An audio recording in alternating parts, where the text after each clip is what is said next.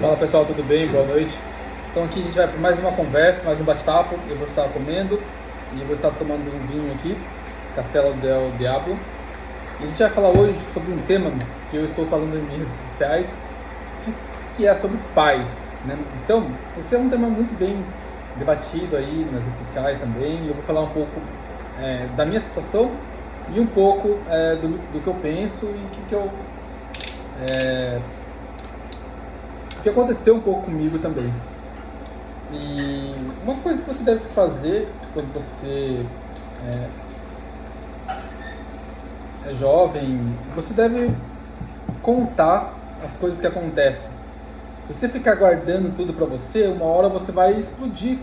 Uma hora você vai entrar em um colapso, porque você fica sempre guardando na sua cabeça, e às vezes fica remoendo aquela situação e não fala e não acontece nada, e às vezes as pessoas te fizeram mal, né? E isso não foi tratado, né? Então, eu vou falar um pouco da relação aqui com a minha mãe. Na verdade, eu nem considero como mãe, né? Uma pessoa, né?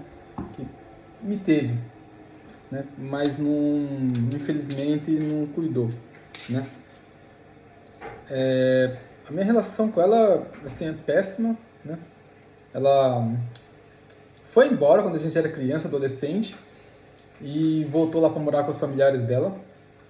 Não sei o que aconteceu, que depois deu na cabeça dela. A avó dela morreu, a mãe dela morreu, deixou a aposentadoria dela. Logo que ela aposentou e já faleceu.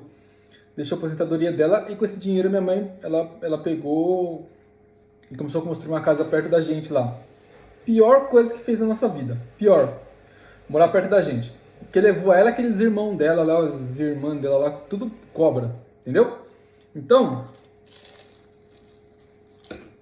uma relação que foi péssima. Péssima. Depois, olha pra você ver a cabeça da mulher. Ela tava trabalhando, não incomodava a gente, mas também não ajudava. Não ajudava a gente em nada, nunca ajudou em nada. Nunca levou 1 quilo de arroz lá em casa lá. Tudo meu pai que fazia. Tudo meu pai. Nunca levou em nada, não ajudou em nada. Nada. Mas ela não dava trabalho.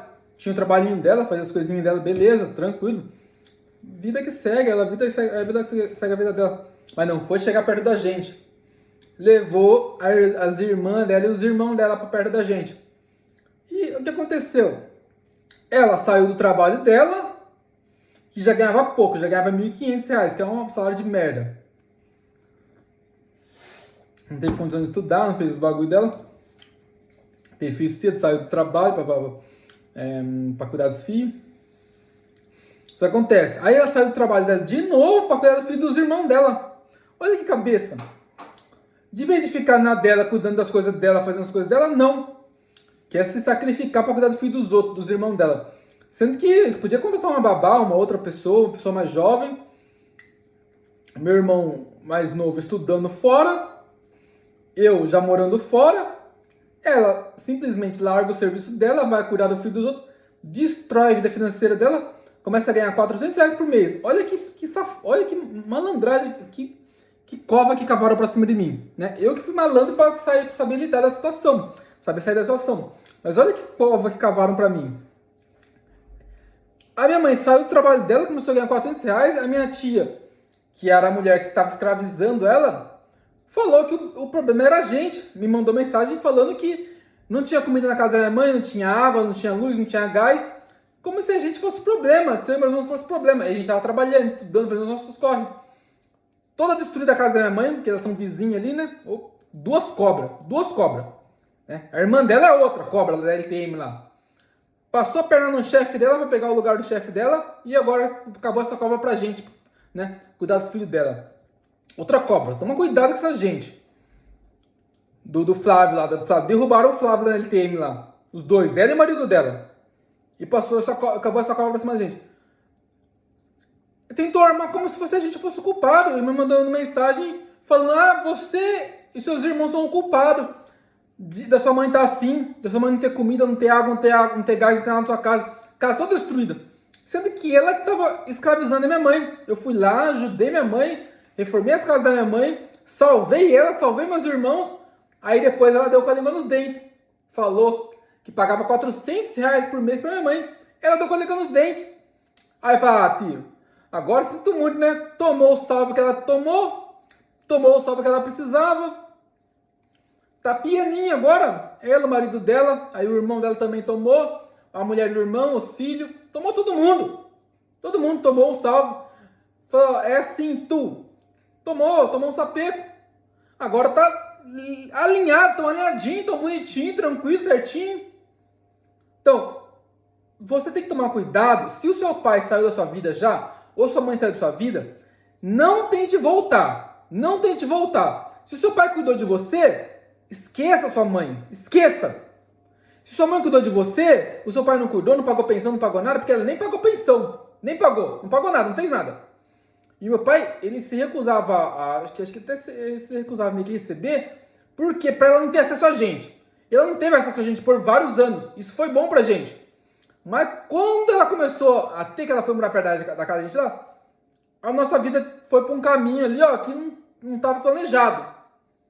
Quase acabou com a nossa vida. Eu que tive paciência, tive controle da situação, soube identificar os problemas que estava tendo e acertei.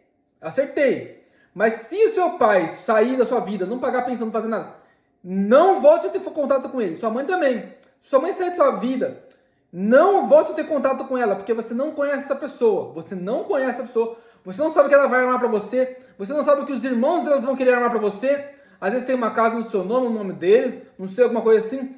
Eles vão querer tomar o que é de você. Eles vão querer talvez te passar a perna. Não é todos os casos, mas acontece. Então você tem que tomar cuidado. Toma cuidado com esse tipo de gente. E se saiu, já acabou o contato, não tem mais contato. Não tem mais contato. Já era, já foi, já não teve. Ah, eu quero saber como é que é. Não tem que saber nada. Se já não for uma boa pessoa pro seu marido, já acabou. Então, segue a sua vida. A relação com meu pai, ele foi um herói na nossa vida, nos 4 filhos. Porque ele pegou os 4 filhos, cuidou dos 4 filhos de educação, deixava de castigo quando tinha que deixar de castigo, ajudou quando tinha que ajudar, pagou estudo, pagou escola, pagou curso, pagou tudo. Fez um trabalho de pai, que tinha condição, né? E hoje, se eu tô aqui, eu sou graças a ele, graças a meu pai. E a gente teve uma boa relação até os meus 18 anos, depois a gente acabou se afastando um pouco, e agora a gente voltou a conversar de novo. Mas foi um excelente pai, um pai só exemplar. Se todos os pais fossem igual a ele, nossa, teria muita... O Brasil, muitas crianças teriam muito sucesso, muito avanço na vida, né? Infelizmente, não tem pessoas assim. Não tem pessoas assim que não assumem os seus filhos, não dão estudo, não dão trabalho, não dão conselho. Que também, por mais... E os pais da gente, é igual aquela frase do Cazuza, né? Seus pais são crianças, como você também, uma coisa assim. Quando você é pai, não existe uma linha assim que muda a sua vida. Fala, não, agora você é pai. Não tem, a pessoa ela vai amadurecendo e ela vai aprendendo também a ser pai, né? E o pai também não é perfeito. Não, os pais não são perfeitos. Eles estão aprendendo também, né? Estão indo num caminho. Eles também estão aprendendo como que é a vida. E às vezes também não tiveram estudo, não tiveram uma boa... Talvez os pais deles não foram bons com eles. Eles também não têm uma bola de cristal, não tem toda a resposta na ponta da língua. Mas, segue o que eu te falei.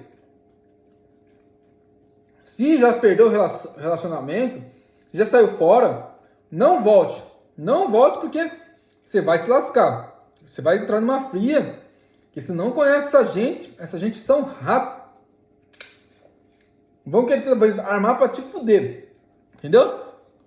Então, tome cuidado. Não se misture. Se você separou, se você não volte. Você é pai. Não coloque outra pessoa na sua casa. Outra mulher com seus filhos. Se você é mãe também. Não coloque outro homem na sua casa. Não coloque. Não coloque. Sua filha é adolescente, seu filho é adolescente, não coloque.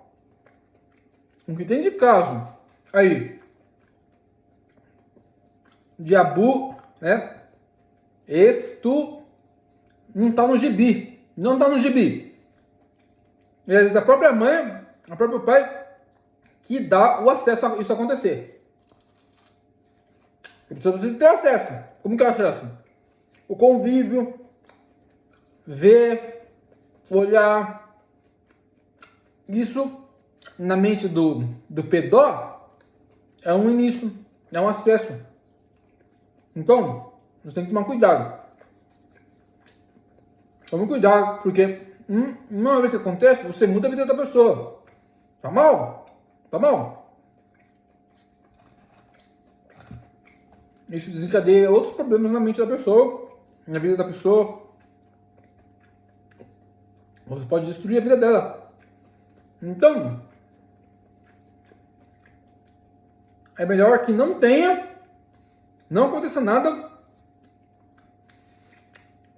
e que você não traga pessoas de fora para sua casa, porque elas já têm outros problemas, elas já têm outros relacionamentos, outras frustrações, outros BO, outras coisas que não é problema seu da sua família, não é problema seu. Você não tem que trazer na sua casa uma pessoa que às vezes você nem conhece. Você ficou 2, 3 meses ali e fala, nossa, eu vou levar para casa. Coloca lá na sua casa com seu filho que você devia cuidar bem. Porque essa obrigação é com seu filho, não é com mulher. É com seu filho. É você que teve, você não teve? Então não é com a sua mulher, não. Ele não pediu para nascer, o filho não pediu para nascer. Então, tome cuidado.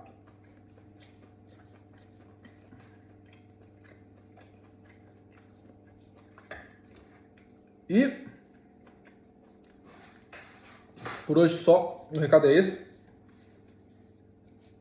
Depois a gente vai falar mais coisas sobre isso. Mas esse é um recado que eu queria falar e é muito importante. Então, se você gostou, curte, comenta, compartilha e deixa o like.